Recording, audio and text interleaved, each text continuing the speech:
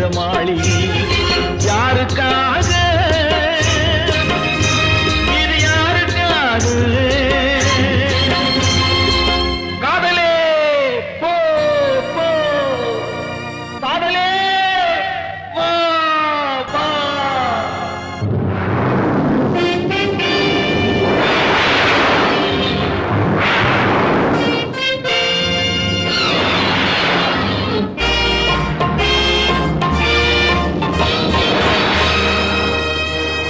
மரணம் என்னும் தூது வந்தது அது மங்கை என்னும் வடிவில் வந்தது